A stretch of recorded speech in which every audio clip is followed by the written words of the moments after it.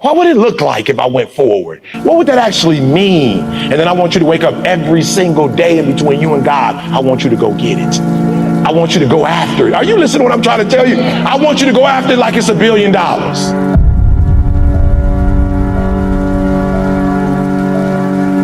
Amen. If you got the victory, come on, come on, come on, come on.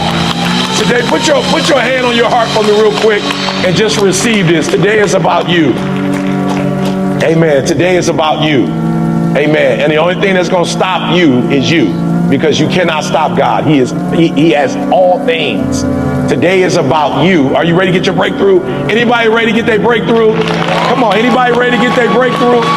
Come on. Am I talking to anybody? Anybody want to leave that thing here today? That's what we're going to do when it's over. Anybody want to leave that? You will always be a monster. I know. I have this face that they see, like, are you happy? What's wrong with you? I'm driven. I'm obsessed. And most people struggle their whole life to find out who they are.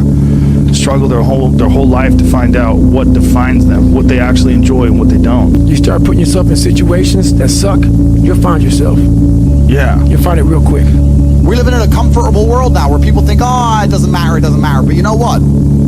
To some degree, it does matter. It does matter, and I'll tell you who it matters to. It matters to your soul, and it matters to God. There's nothing that God hates more than sloth and laziness. If God were to create a man, and that man were to sit around and do fuck all, God will frown upon you. It's why you're never lucky. If you're listening to this and you think I'm never lucky, I'll tell you why, because God dislikes you, because you're fucking lazy. You're nobody. Getting soft, dude. Getting soft. Kick your fucking ass again. Start to work. Start to show God the beauty of his own creations. You'd be amazed how lucky you'll become. God is unhappy with these people. The worst thing that can happen to a man is become civilized. You lose that fucking fight. You lose that, why the fuck am I doing this shit? I'm good. You ain't good, man. You ain't never fucking arrived. You may have more, but you never fucking arrived. You want to be uncommon amongst uncommon people. We talk about depression, anxiety, all those things you mentioned earlier on this podcast. That comes from self-loathing. You loathe your own weakness. You loathe your own laziness. Hey, no. I did it for mental. Yeah. People always say, my God, like, no, don't look at it like, I didn't care about losing weight. I didn't care about being the fastest person. I wasn't making the Olympics. I wasn't going to pros. I could barely read and write when I was in a junior in high school. I wasn't going anywhere. I saw working out as a way for me to build calluses on my mind. I had to callous over the victim's mentality. If I'm not good enough, we always say that shit. I'm just not good enough, and then we try something else. I'm gonna fucking make myself good enough. I'm gonna make myself good enough. You're missing the story, man. Am I happy? What the fuck do you think?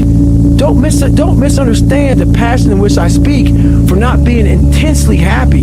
Happiest person in the world. But I'm not done. So I'm not gonna speak to you like, oh man, everything is great. No, I have a lot more shit to do. A lot more shit to do. It's 2 a.m. right now. No one here.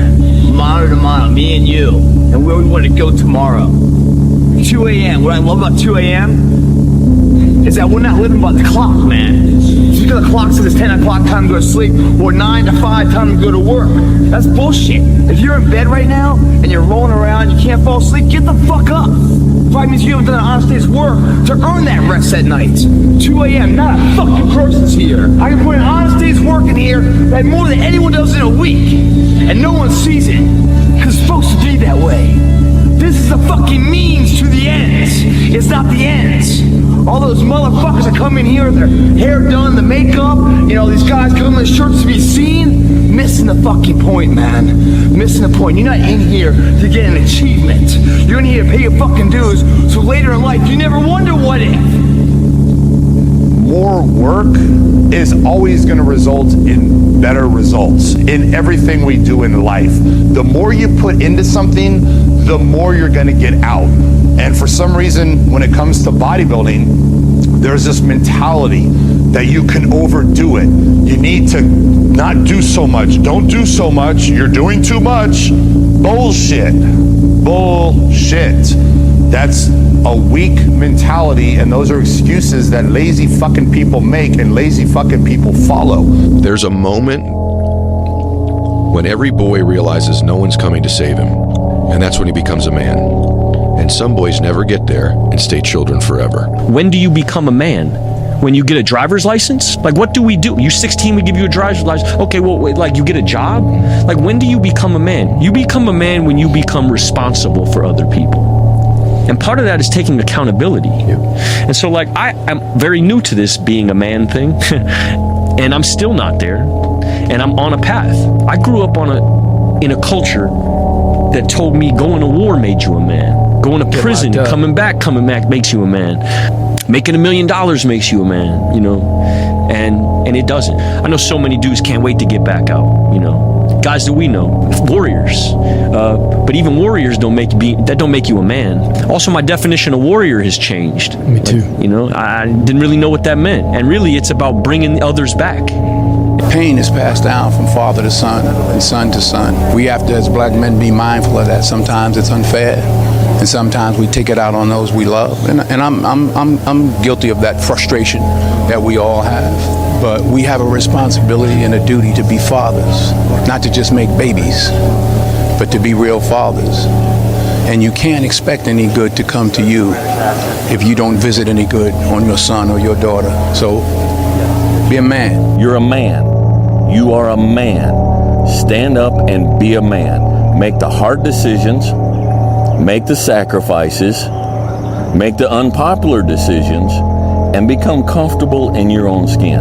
If you are not a person that you are comfortable being alone with, that is the one person in this universe that you have full power, full right, and full responsibility to change.